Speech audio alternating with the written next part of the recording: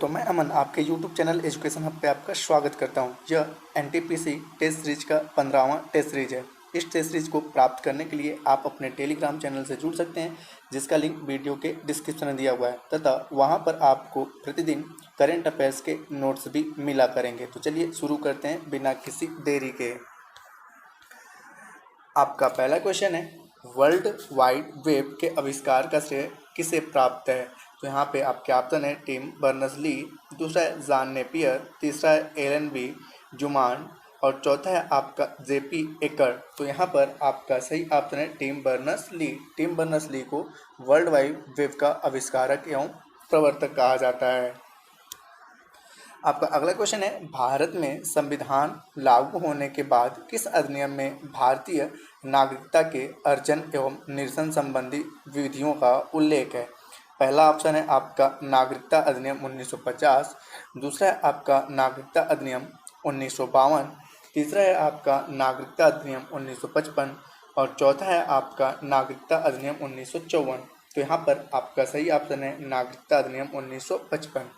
मूल संविधान में नागरिकता के अर्जन और निरसन के संबंध में कोई उपबंध वर्णित नहीं था, लेकिन अनुच्छेद 11 में कहा गया था कि संसद नागरिकता के अधिकार को विधि द्वारा विनियमित कर सकती है। इस शक्ति के अधीन संसद द्वारा भारतीय नागरिकता अधिनियम 1955 पारित करके संबंध विधिक प्रावधान किए गए हैं। आपका अगला क्वेश्चन है, दूर स्थित किसी वस्तु को स्पष्ट नहीं देख पाने से संबंधित नेत्र दोष को क्या कहा जाता है? पहला है आपका हाइपरमेट्रोपिया, दूसरा है आपका नाइट ब्लाइंडनेस, तीसरा है आपका मायोपिया और चौथा है स्ट्रैबिस्मस। तो यहाँ पर आपका सही ऑप्शन होता है मायोपिया। जब कोई व्यक्ति निकट की वस्तु को स्पष्ट देख सकता है लेकिन दूर की वस्तु को स्पष्ट नहीं देख पाता, तो इस प्रकार के नेत्र दोष को निकट दृष्टि दोष या मायोपिया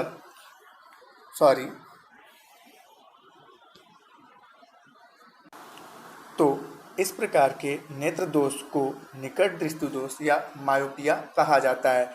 इसके निवारण के लिए उपयुक्त फोकस दूरी का अवतल लेंस प्रयोग किया जाता है।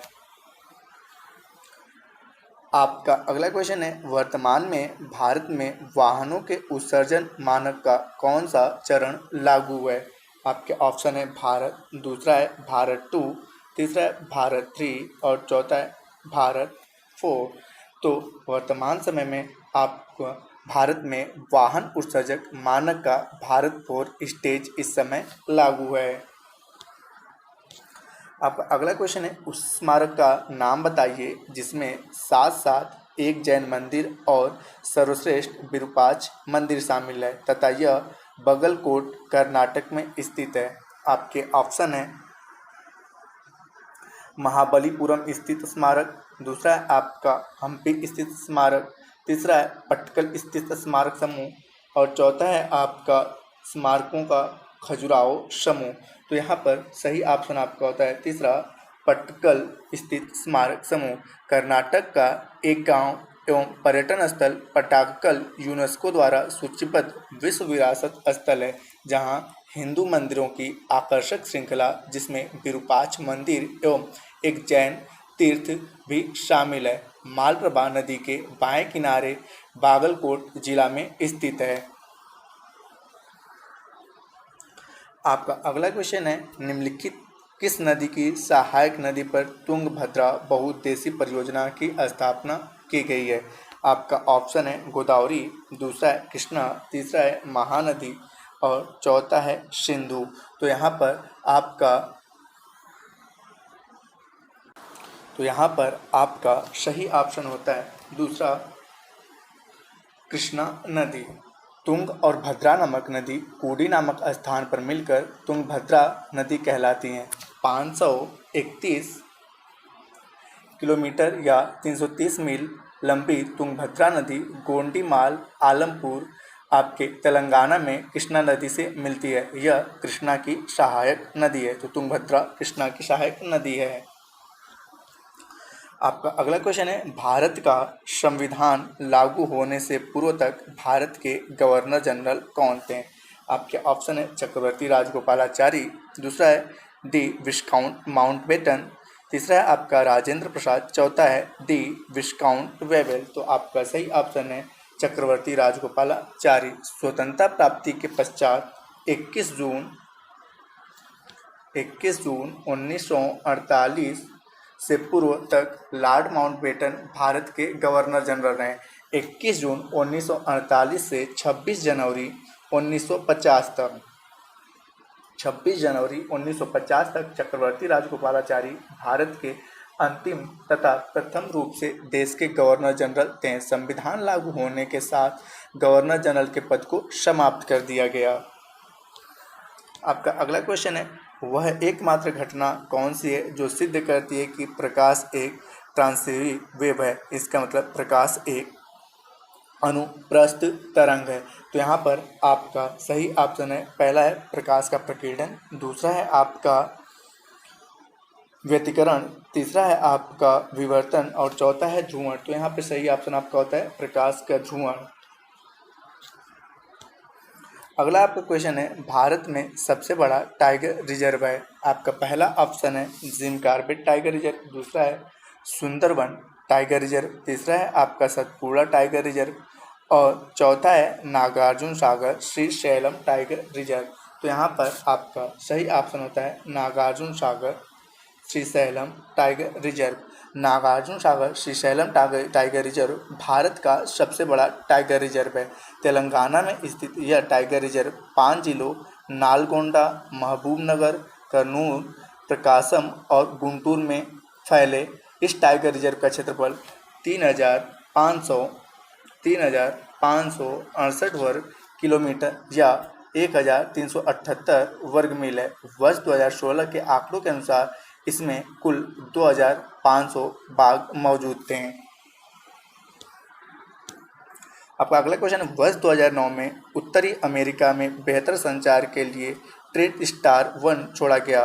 किस देश से छोड़ा गया यह उपग्रह था। तो पहला आपका ऑप्शन है फ्रांस, दूसरा है आपका संयुक्त राज्य अमेरिका, तीसरा है आपका चीन और चौथा है आपका रूस। तो यहाँ पर आपका सही ऑप्शन होता है फ्रांस। सही ऑप्शन आपका होता है फ्रांस। 1 जुलाई 2009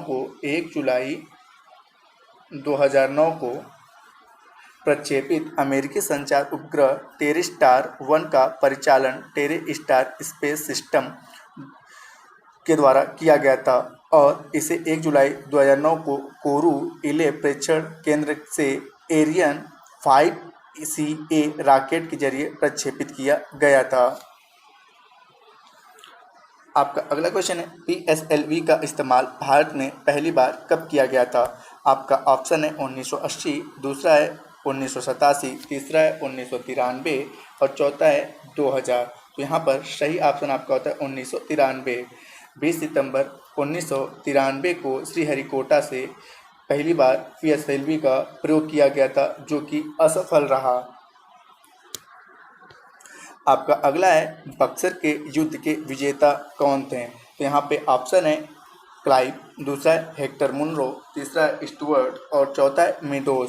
तो सही ऑप्शन आपका होता है हेक्टर मुनरो।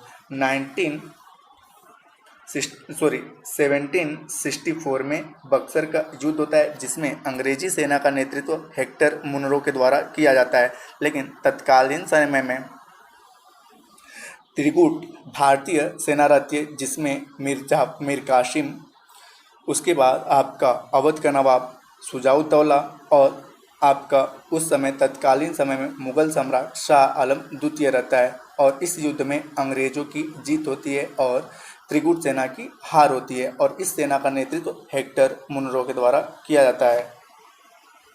और तत्कालीन समय में बंगाल का गवर्नर था वेंसी टार्ट के समय में बक्सर का युद्ध होता है जिसका नेतृत्व हेक्टर मुनरो के द्वारा किया जाता है। आपका अगला क्वेश्चन है, राइडर कप किस खेल से संबंधित है। राइडर कप किस खेल से संबंधित है। पहला ऑप्शन है साइकिलिंग, दूसरा ऑप्शन है आपका घुड़दौड़, तीसरा है गोल्फ और चौथा है स्कूनर। तो आपका यहाँ पर सही ऑप्शन होता है गोल्फ। सही ऑप्शन। राइडर कप द्विवार्षिक गोल्फ प्रतियोगिता है जिसमें यूरोप और अमेरिका की गोल्फ टीमें हिस्सा लेती हैं।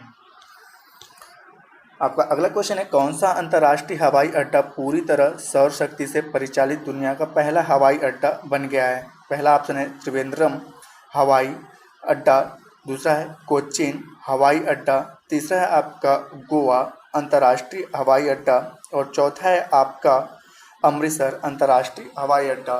तो यहाँ पर सही ऑप्शन आपका होगा कोचीन अंतर्राष्ट्रीय हवाई अड्डा।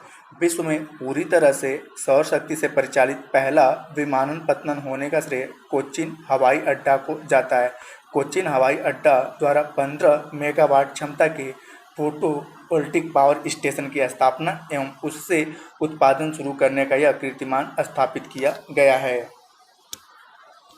आपका अगला क्वेश्चन है, मुख्य रूप से किस जंतु के जीभ में पाए जाने वाले ब्लू टंग रोग के बचाव के लिए भारत द्वारा टीका विकसित किया गया है? पहला ऑप्शन है आपका चिकन, दूसरा है आपका डॉग्स, तीसरा है शिप्स एंड गोट और चौथा है आपका मंकी। तो यहाँ पर आपका सही ऑप्शन होता है तीसरा शिप्स एंड गोट। यहाँ पे ब्लू टंग रोग एक असंसर्गज एवं कीटों द्वारा प्रसारित होने वाला वायरल रोग है जो भेड़, बकरी, भैंस, हिरण सदृश जुगाली करने वाले मवेशियों में होता है। ब्लू टंग रोग वायरस के संक्रमण के चलते यह रोग होता है। आपका अगला क्वेश्चन है, 1857 ईस्वी में सिपाही विद्रोह की शुरुआत कहाँ से हुई थी? पहला है आपका आगरा, दूसरा है आपका मेरठ, तीसरा है आपका लखनऊ और चौथा है आपका अलीगढ़। तो यहाँ पर सही ऑप्शन आपका होता है मेरठ। सही ऑप्शन आपका होता है मेरठ। 1857 का ऐतिहासिक सिपाही विद्रोह 10 मई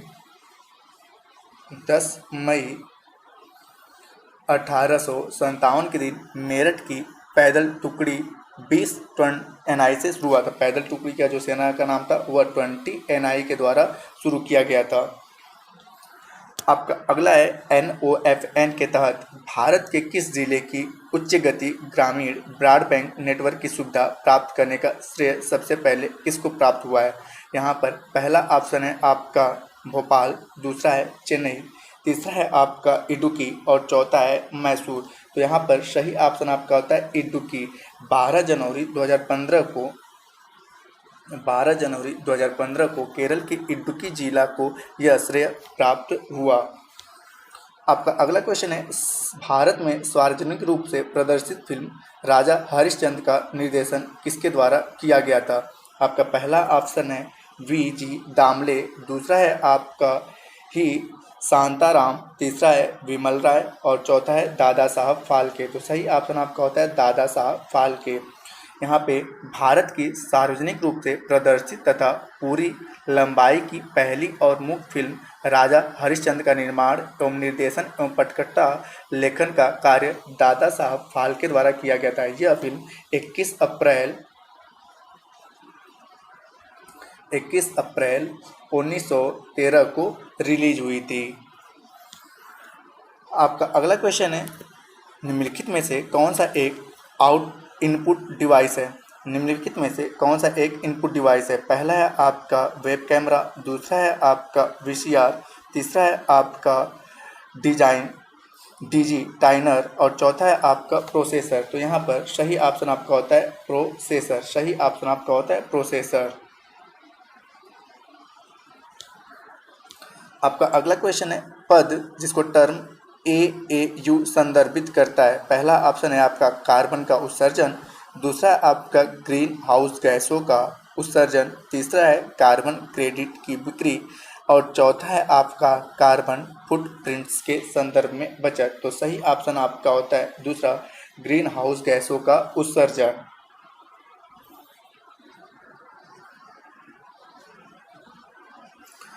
यहाँ पे केवल वही धातु पानी से हाइड्रोजन को विस्थापित कर सकती है जो धातुओं की क्रियाशीलता श्रृंखला में होती है। पहला ऑप्शन है आपका हाइड्रोजन से नीचे, दूसरा है आपका हाइड्रोजन से ऊपर, तीसरा है आपका या तो ऊपर या तो नीचे, और चौथा है आपका धातुएं पानी से हाइड्रोजन को विस्थापित नहीं करती हैं। तो यहाँ पर आपका सही ऑप्शन होता है दूसरा वाला, हाइड्रोजन से ऊपर, हाइड्रोजन से ऊपर। आपका अगला क्वेश्चन है, कैंसरकारी ऊतकों के जांच के लिए किया जाता है। पहला है बायोप्सी, दूसरा है आपका बायोस्कोपी, तीसरा है आपका कोल्डेडोलॉजी, और चौथा है रेडियोग्राफी। तो यहाँ पे बायोस्पेसी के जरिए कैंसरकारी ऊतकों की जांच किया जाता है। बायोस्पेसी के जरिए कैंसरकारी ऊतकों की जांच किया जाता है। आपका अगला क्वेश्चन है, जरथुस्त्र एक भारतीय धर्म है जो मुख्य रूप से किस राज्य में पाया जाता है। यहाँ पे पहला है महाराष्ट्र, दूसरा है आपका हरियाणा, तीसरा है आपका बिहार, और चौथा है केरल। तो यहाँ पर आपका सही ऑप्शन होता है महाराष्ट्र। सही ऑप्शन आपका होता है महाराष्ट्र। यहाँ पे जरथुस्त्र धर्म का उदय ईरान में यद्यपि हुआ था, लेकिन ईरान के इस्लामीकरण के बाद इस धर्म के अनुयायी पलायन करके भारत आ गए। इन्हें पारसी कहा जाता है, और पारसियों की सर्वाधिक संख्या महाराष्ट्र में स्थित है। आपका अगला है, वह लिखित दस्तावेज है जिसे मानव विज्ञानी एंथ्रोपोलॉजिस्ट अपने अनुसंधानों के जरिए तैयार करते हैं और एक संस्कृति को दर्शाते हैं। तो यहाँ पे पहला ऑप्शन है एंथ्रोग्राफी, दूसरा है आपका कल्चर रिलीजिज्म, तीसरा है आपका एंथ्रोपोसिज्म, और चौथा है एथ्रोबोटनी। तो यहाँ पर आपका सही ऑप्शन होता है पहला एंथ्रोग्राफी। एंथ्रोग्राफी सही ऑप्शन आपका होता है पहला एंथ्रोग्राफी। आपका अगला क्वेश्चन है, सुश्रुत के रूप में जाना जाता है। पहला है भारतीय चिकित्सा के जनक, दूसरा है आपका भारतीय शल्य चिकित्सा के जनक, तीसरा है भारतीय पारिस्थितिकी के जनक, और चौथा है भारतीय पुरा वनस्पति के जनक। तो यहाँ पर आपका सही ऑप्शन होता है सुश्रुत को भारतीय शल्य चिकित्सा के जनक के रूप में जाना जाता है। 6वीं शताब्दी ईसा पूर्व में हुए सुश्रुत को भारतीय शल्य चिकित्सा का जनक कहा जाता है। सुश्रुत संहिता आयुर्वेद का एक ग्रंथ भी है। आपका अगला क्वेश्चन है, प्रेशर कुकर, सास पैन के समान एल्युमिनियम निर्मित वस्तुओं को एनोजाइड किया जाता है। यहाँ पर पहला ऑप्शन है उनकी चालकता को बढ़ाने के लिए, दूसरा है उनकी तन्य शक्ति को बढ़ाने के लिए, तीसरा है आपका उन्हें जंग लगने से बचाने के लिए, और चौथा है उन्हें हल्का और चमकदार बनाने के लिए। तो यहाँ पर सही ऑप्शन होता है उन्हें जंग लगने से बचाने के लिए। आपका अगला क्वेश्चन है, श्रीलंका को किस वर्ष आज़ादी मिली। श्रीलंका को किस वर्ष आज़ादी मिली। पहला ऑप्शन है 1947, दूसरा है 1948, और तीसरा है 1949, और चौथा है 1950। तो यहाँ पर सही ऑप्शन होता है 1948। श्रीलंका को 1948 में आज़ादी मिली। आपका अगला क्वेश्चन है, विश्व का पहला कृत्रिम उपग्रह, विश्व का पहला कृत्रिम उपग्रह था। पहला अपोलो 11, दूसरा स्पुतनिक 1, तीसरा स्पुतनिक 0, और चौथा GSAT। तो यहाँ पर सही ऑप्शन होता है स्पुतनिक 1। विश्व का पहला कृत्रिम उपग्रह स्पुतनिक 1 था। आपका अगला क्वेश्चन है, भारतीय निर्वाचन आयोग निम्नलिखित में से किसकी चुनाव प्रक्रिया के प्रशासन के लिए जिम्मेदार नहीं है। पहला है आपका लोकसभा, दूसरा राज्य विधानसभाओं, तीसरा है आपका राष्ट्रपति उपराष्ट्रपति के कार्यकालों, और चौथा है पंचायत चुनाव। तो यहाँ पर सही ऑप्शन होता है पंचायत चुनाव।